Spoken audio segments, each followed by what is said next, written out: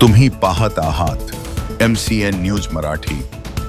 राजस्थानातील माउंट आबू येथील प्रजापिता ब्रह्माकुमारी ईश्वरीय विश्वविद्यालयाच्या ओम शांती सेवेत आयुष्यभर समर्पित राहून ज्ञानरूपी अमृताचा प्रसार करणाऱ्या ब्रह्माकुमारी वंदना दिदी यांच्या निधनाने ओम शांती परिवाराने एक प्रेरणादायी ज्ञानसेविका गमावली आहे।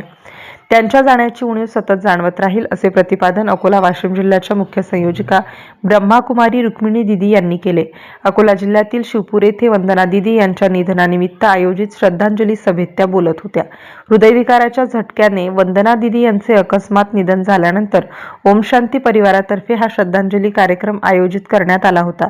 रुक्मिणी दिदी म्हणाल्या की वंदना दिदी यांनी 1975 मध्ये बाबांचे ज्ञान प्राप्त केले आणि 1980 पासून विविध ठिकाणी नियमितपणे ज्ञानसेवा सुरू केली। गेले सुमारे 45 वर्ष त्यांनी मधुर मुरलीवाणीच्या माध्यमातून हजारो भावंडांना आध्यात्मिक मार्गदर्शन केलं।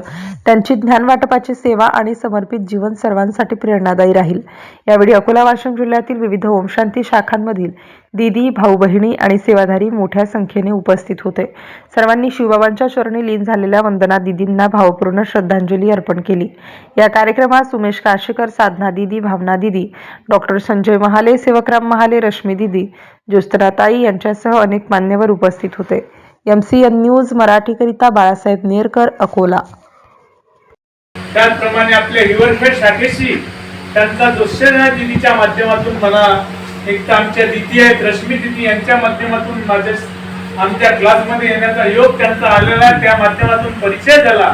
त्या परिचयातून त्यांचा तो स्वभाव, त्यांची ते मधुरवाणी, त्यांच्याकडून देण्यासारखं खूप मोठं नॉलेज आहे। जनरल नॉलेजच्या बरोबर एक ईश्वरीय ज्ञान सुद्धा त्यांचे खूप आपल्या परिवारासहित म्हणजे ओम शांतीच्या परिवारात त्यांनी वाटलेलं ज्ञान हे सर्वांसाठी फलदायी ठरलं आणि या कमी वयात त्यांनी आपला नावलौकिक ठसा पूर्ण महाराष्ट्रभर गाजवला।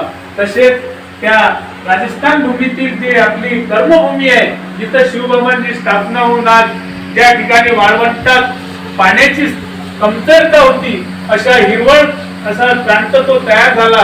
त्या प्रांतात आपल्याही महाराष्ट्रातील म्हणजे अकोला जिल्ह्यातील अकोट तालुक्यातील या लहानशा गावातलं काहीतरी योगदान आहे। खरोखर आपल्यासाठी ती अभिमानाची